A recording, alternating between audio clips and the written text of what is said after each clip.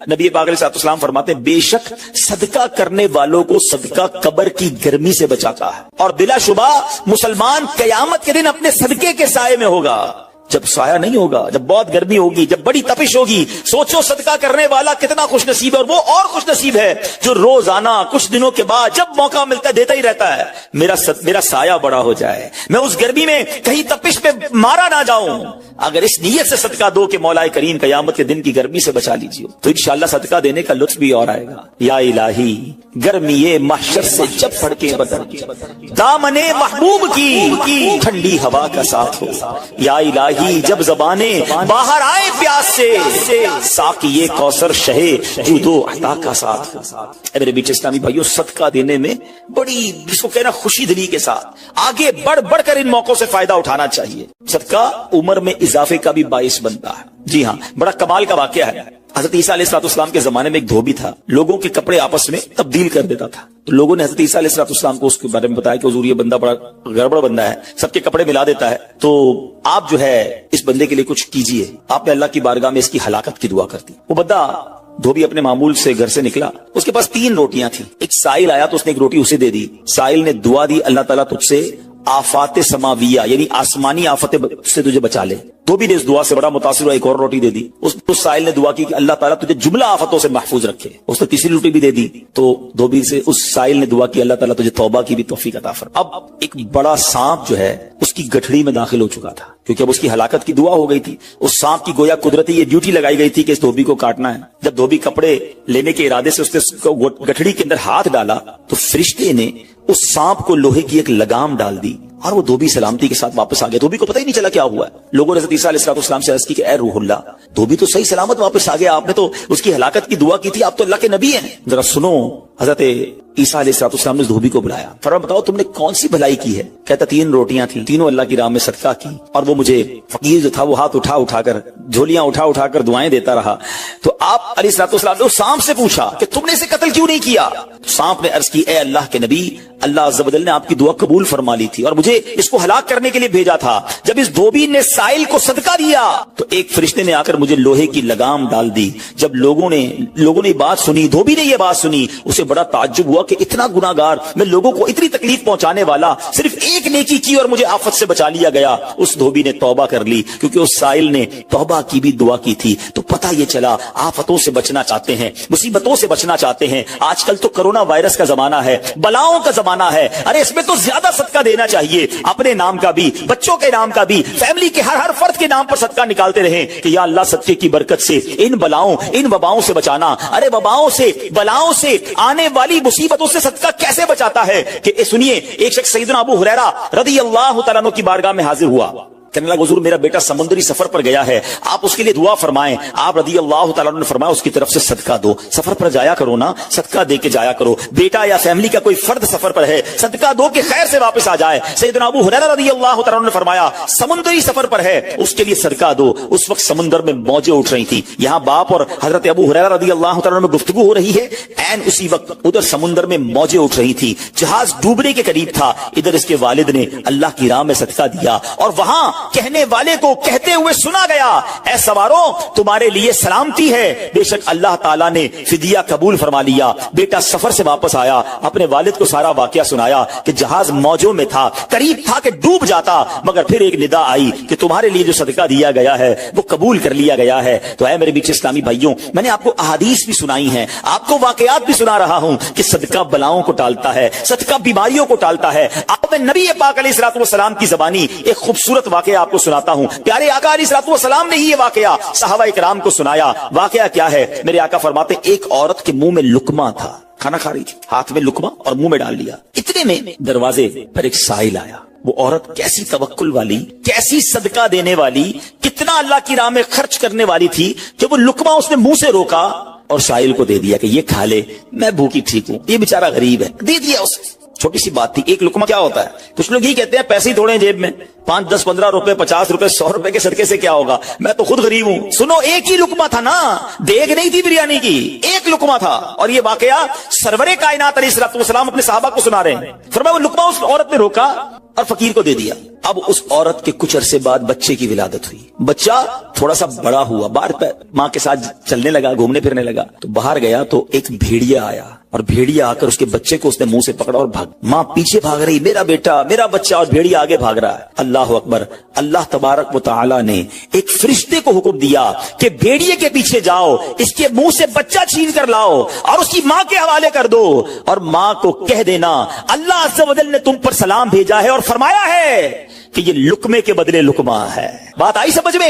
اپنا لقمہ جو تم نے میری راہ میں دیا تھا, بھیڑیا کے لقمے سے تمہارے بیٹے کو بچایا ہے تمہارے رب نے. اللہ نے سلام بھیجا ہے. اے میرے میٹھے اسلامی بھائیو, یہ حدیث بتا رہی ہے کہ گناہ نیکی جو تھوڑی سی بھی ہو نا, وہ ضائع نہیں کی جاتی, وہ اللہ کے یہاں محفوظ ہے. جمعے کے خطبے میں ایک حدیث سنتے ہیں, البر لا یبلا والذنب لا ینسا والدیان لا یموت. سن لو, نیکی پرانی نہیں ہوتی, گناہ بھلایا نہیں جاتا, اور فیصلہ کرنے والا جو رب عز و جل ہے اسے موت نہیں آتی ہے. اب ہمیں سوچنا ہے کہ ہم نیکی کر بھی رہے ہیں کہ نہیں, کہ گناہ کر کر کے اپنے اکاؤنٹ کو بھری جا رہے ہیں. یہ چھوٹے چھوٹے صدقے جب موقع ملے نا, ماشاءاللہ ہم جمعہ پڑھنے جاتے ہیں, کل بھی جائیں گے. مسجدوں میں ہم نے دیکھا ہوگا مسجد کا ڈبہ آتا ہے سامنے, کچھ نہ کچھ ڈال دیا کرو اس نیت کے ساتھ یار تھوڑے اور جمع کرا دوں اپنی آخرت میں, تھوڑے اور اپنے پیسے جمع کرا, تھوڑے اور آگے چلے جائیں. اور یہ میں ایسے ہی خود نہیں کہہ رہا, سبحان اللہ. میں آپ کو بڑی خوبصورت 2-3 حدیثیں سناتا ہوں. پہلے تو یہ سمجھیے کہ آج کل دنیا میں میں اور آپ یہ چاہتے ہیں کہ ہمارے جو پیسے ہیں نا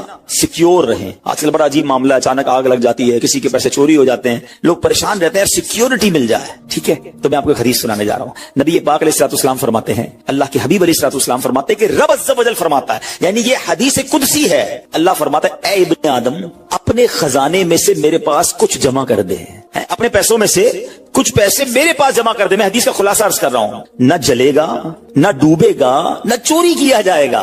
سنو کیسی سیکیورٹی ہے.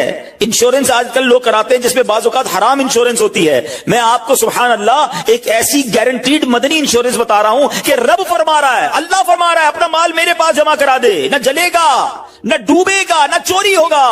اور اللہ فرماتا ہے میں اس وقت تجھے پورا بدلہ دوں گا جب تو اس کا زیادہ ضرورت مند ہوگا. کون سا وقت ہوگا وہ؟ قیامت کا دن, جب بچہ ماں کے پاس جائے گا نا, ماں ایک نیکی دے دے, ماں پھنس گیا ہوں, ایک نیکی چاہیے. ماں اس ایک نیکی میں بھی بیٹے کی مدد نہیں کرے گی. ماں جائے گی اولاد کے پاس کہ بیٹا میرا گناہ لے لو, اولاد کہے گا ماں سے کہ نہیں میں تمہاری مدد نہیں کر سکتا. باپ بیٹے کی ہیلپ نہیں کرے گا. ایسا حال, مگر کون حامی ہوگا؟ اللہ اکبر. میرے اعلیٰ حضرت سے پوچھو, فرماتے ہیں رضا ان کے سوا رضا کوئی حامی نہیں جہاں. کہاں؟ قیامت کے دن کیا ہوگا؟ ان کے سوا رضا کوئی حامی نہیں جہاں. گزرا کرے پسر پہ پدر کو خبر نہ ہو, بیٹے پہ گزرے گی باپ بھی جواب نہیں دے گا. ذرا تصور کریں, امیجن کریں, قیامت کا دن ہوگا, کسی کا نامہ اعمال تولا جا رہا ہو اور ایک نیکی کی وجہ سے وہ پھنس جائے. گناہ ایک زیادہ ہے, پلڑا بالکل ایک نیکی کی وجہ سے نیچے ہے. کتنا یاد آئے گا کہ کاش تھوڑا اور صدقہ کر دیتا, کاش 2 رکعت نفل پڑھ لیتا. نفل چھوڑ دیتے ہو نا, نفل ہی ہے نا, درود نہیں پڑھتے, ذکر الہی نہیں کرتے, چھوٹی چھوٹی نیکی سمجھ کر چھوڑتے ہو. اگر یہ چھوڑتے وقت خیال آئے نا کہ کہیں ایسا نہ ہو کہ وہی ایک نیکی کم پڑ گئی اور میں اللہ نہ کرے جہنم میں نہ ڈال دیا جاؤں. فَأَمَّا مَن ثَقُلَتْ مَوَازِينُهُ, جس کی تولے بھاری ہو گئی, قرآن کہتا ہے فَهُوَ فِي عِيشَةٍ رَاضِيَةٍ, وہ من مادے چین میں عیش میں ہوگا. اور جس کی تولے ہلکی پڑ گئی, وَأَمَّا مَن خَفَّتْ مَوَازِينُهُ فَأُمُّهُ هَاوِيَةٌ وَمَا أَدْرَاكَ مَا هِيَ نَارٌ حَامِيَةٌ, جس کی تولے ہلکی پڑ گئی, وہ نیچا دکھانے والی گود میں ہے. اور وہ کیا ہے تم نے کیا جانا؟ شولے مارتی بھڑکتی ہوئی آگ, یعنی جہنم میں ڈالا جائے گا اگر تولے ہلکی پڑ گئی. تو اگر اپنی اس اسکیل کو بھاری کرنا چاہتے ہو تو اللہ فرما رہا ہے اس وقت میں لوٹاؤں گا جب تم زیادہ ضرورت مند ہوگے, جب تمہیں زیادہ ضرورت ہوگی. یہ سیکیورٹی ہے. اچھا پھر کچھ لوگ بڑے عجیب ہیں, وہ کہتے ہیں یار پیسے تو ہم نے خرچ کر دیے, رمضان میں دی نا, زکات بھی پوری دے دی, بڑا کاؤنٹ کر کے چلتے ہیں, بس پورے ہو گئے بھائی, اب اگلے سال آنا. وہ اللہ کے بندو, جو رب تمہیں روز دے رہا ہے, عطائیں دیے جا رہا ہے, اور تم کیلکولیٹ کر کے لاک کر دیتے ہو صدقے کو. ایسا نہ کرو. میں آپ کو ایک اور حدیث سناتا ہوں. اللہ کے حبیب صلی اللہ تعالی علیہ وسلم فرماتے ہیں, پیارے آقا نے فرمایا مال کو روک کر نہ رکھو, روک کر نہ رکھو, کہیں یہ نہ ہو کہ تم سے بھی روک لیا جائے. ہاں ہمارے لیے تو نہیں روکا جا رہا نا. مثال کے طور پہ دکاندار بیٹھے ہوں گے یا بزنس کمیونٹی کے لوگ بیٹھے ہوں گے, آپ کا مثال کے طور پہ مہینے کا 1 لاکھ روپے کا خرچہ ہے. کبھی کبھی ایسا بھی ہوتا ہے پہلے 2-3 دنوں میں 1 لاکھ روپے ہو جاتے ہیں پورے, تو کیا تالا لگاتے ہو کہ چلو بھائی اب پورے مہینے کا ہو گیا 27 دن بعد آئیں گے؟ نہیں, آنے دو جتنا آ رہا ہے. ہم آنے والی سائڈ تو نہیں روک رہے, ہاں خرچ اللہ کی راہ میں کرنے والی روک لیتے ہیں. جب وہ دینے میں نہیں روک رہا تو تم اللہ کی راہ میں خرچ کرنے میں نہ روکو. میں حدیث سنا رہا ہوں کہ روک روک کر خرچ نہ کرو, روک روک کر نہ رکھو, کہیں یہ نہ ہو کہ تم سے بھی روک لیا جائے. ایک دوسری روایت میں کہ نبی پاک علیہ الصلوۃ والسلام نے فرمایا خرچ کرو, گن گن کر نہ رکھو, کہیں یہ نہ ہو کہ اللہ بھی تمہیں گن گن کر نہ دے, کہیں یہ نہ ہو کہ اللہ بھی تمہیں گن گن کر دے. اور بچا بچا کر نہ رکھو, کہیں ایسا نہ ہو کہ اللہ بھی تم سے بچا بچا کر رکھنے لگے. ادھر سے رک گیا نا, عطائیں رک گئی تو کہاں جائیں گے آپ دیکھیں. اچھا آج کے دور میں تھوڑا سا آپ سروے کر لیں, جتنے لوگ آپ کو صدقہ خیرات چیریٹی کرنے والے کھانا کھلانے والے آپ کو جو لوگ ملیں گے نا, آپ دیکھیں ان کا سرمایہ بڑھ ہی رہا ہوتا ہے, ان کا مال میں اضافہ ہی ہو رہا ہوتا ہے, کیونکہ اللہ پاک انہیں دنیا میں بھی نواز رہا ہوتا ہے. تو ہے میرے میٹھے اسلامی بھائیوں, پھر کتنی چیزیں آپ دیکھیں کہ بچ رہی ہیں, بلاؤں سے بچ رہے ہیں, آفتوں سے بچ رہے ہیں, رزق میں اضافہ, بری موت سے بچاؤ, قیامت کے دن اپنے صدقے کے سائے میں بندہ رہے, دنیا میں مال میں اضافہ, یعنی بینیفٹ ہی بینیفٹ ہے, فائدہ ہی فائدہ ہے اللہ کی راہ میں خرچ کرنا. اور سچی بات یہ ہے کہ یہ بریلینٹ کمال کی انویسٹمنٹ ہے کہ جو آپ کو ملے گی. اچھا دنیا میں لوگ معاذ اللہ ثم معاذ اللہ سود پر پیسے دیتے ہیں, حرام جہنم میں لے جانے والے کا پیسے دیتے ہیں اور وہ بڑھا کے دیتے ہیں, ہے نا, بینک میں رکھواتے ہیں, ادھر سے بڑھ جاتے ہیں. جہاں جہاں غیر شرعی کام ہے میں اس کی بات کر رہا ہوں, تو کبھی بھی ایسے منافع کی طرف نظر نہیں ہونی چاہیے, کیونکہ سود پر کام کرنے والا یہ اللہ سے جنگ کرتا ہے. اللہ مجھے آپ کو ہماری نسلوں کو حرام روزی سے بچائے, فقط حلال روزی عطا فرمائے. مگر آؤ میں آپ کو ایک ایسی انویسٹمنٹ بتا رہا ہوں جس میں اضافہ بھی ہوگا, اور ایسا اضافہ ہوگا کہ دنیا میں کوئی آپ کو ایسا منافع نہیں دے گا. اور یہ میں نہیں کہہ رہا, حدیث پاک کا مفہوم ہے. ہم جب صدقہ کرتے ہیں نا, میرے اور آپ کے ہاتھ سے نکلتا ہے, اللہ کے حبیب علیہ الصلوۃ والسلام فرماتے ہیں جس کا مضمون ہے کہ جب صدقہ بندے کے ہاتھ سے نکلتا ہے, ہاتھ سے نکلتے ہی اللہ کے دستے قدرت میں چلا جاتا ہے, اور اللہ تمہارے صدقوں کو پالتا ہے جیسے تم جانور کو پالتے ہو. چھوٹا بچڑا ہوتا ہے, چھوٹا جانور ہوتا ہے, آہستہ آہستہ بڑا ہوتا ہے نا. فرمایا جب بندہ کھجور کا صدقہ دیتا ہے نا, قیامت کے دن اس کھجور کے صدقے کا رب کریم اسے احد پہاڑ جتنا ثواب عطا فرمائے گا. بڑھتا جائے گا بڑھتا جائے گا, تھوڑا تھوڑا صدقہ بھی قیامت کے دن اللہ نے چاہا پہاڑوں کی مانند ملے گا. تو میں آپ سے پوچھتا ہوں کہ آخرت کے اکاؤنٹ میں کیا جمع کروایا ہے؟ لوگ کہتے ہیں میں نے فلاں جگہ سیف ڈپازٹ کرائی ہوئی ہے, فلاں جگہ انویسٹمنٹ کی ہوئی ہے, فلاں پراپرٹی لی ہوئی ہے, اس کا ریٹ بھی بڑھ رہا ہے, ادھر سے کرایہ آ رہا ہے, سونا لے کے رکھ لیا اس کا ریٹ بڑھ رہا ہے, جناب ڈالر رکھنا چاہیے. عجیب عجیب پلاننگ ہے, کس لیے؟ دنیا کے لیے. ادھر کے لیے کوئی اکاؤنٹ کھولا نہیں کھولا. آخر میں آپ کو لاجیکلی ایک چوٹ کرنے والا واقعہ سناتا ہوں, پھر انشاءاللہ کنکلوژن کی طرف آتے ہیں. کہ ایک ملک تھا, اس میں ایک بڑا نرالا کمپٹیشن ہوا, امیزنگ, حیرتناک. بادشاہ تو بادشاہ ہوتے ہیں, مرضی جو ان کی کریں.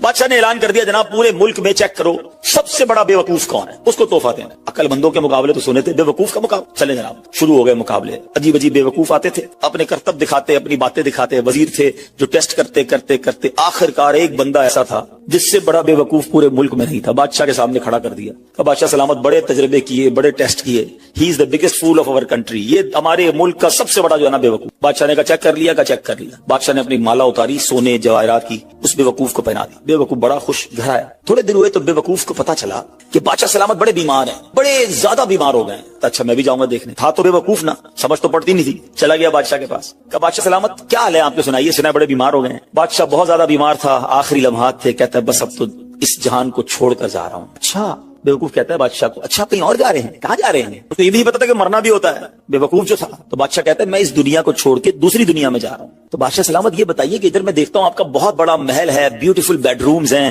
شاندار مکان ہے, جدھر جا رہے ادھر مکان بنا لیا آپ نے؟ بادشاہ کہتا ہے نہیں, ادھر تو میں نے جھوپڑی بھی نہیں بنائی ہے. بادشاہ سلامت میں دیکھتا ہوں آپ کے پاس بہت پیسے ہیں, بڑا مال ہے, آپ تو بانٹتے بھی سونا ہی ہیں, سونے کے جواہرات کے ڈھیر لگے ہوئے آپ کے پاس, جدھر جا رہے ادھر پیسے بھجوا دی نہیں بھجوائے؟ بادشاہ کہتا ہے میں نے تو وہاں بوٹی کوڑی بھی نہیں بھجوائی ہے. بادشاہ صاحب میں دیکھ رہا ہوں آپ کے آس پاس بڑے خادم خادمائیں, کنیز غلام ہیں, ہر طرف آپ کی خدمت گار ہیں, جدھر جا رہے ہیں ادھر کچھ غلام کنیز خادمہ بھجوائے نہیں بھجوائے؟ بادشاہ کہتا ہے ادھر تو کوئی خادم نہیں ہوگا. اس بے وقوف نے بڑی کمال کا کام کیا, اس نے وہ مالا اتاری اور بادشاہ کے گلے میں بنا دی. کہا حضور پھر مجھ سے بڑے بے وقوف تو آپ ہوئے نا, آپ کو پتا ہے آپ کہیں اور جا رہے ہیں, آپ کو پتا ہے اس دنیا سے آپ کسی اور دنیا میں جا رہے ہیں, نہ گھر بنایا, نہ پیسے بھجوائے, نہ خادم بھجوائے, کرو گے کیا ادھر؟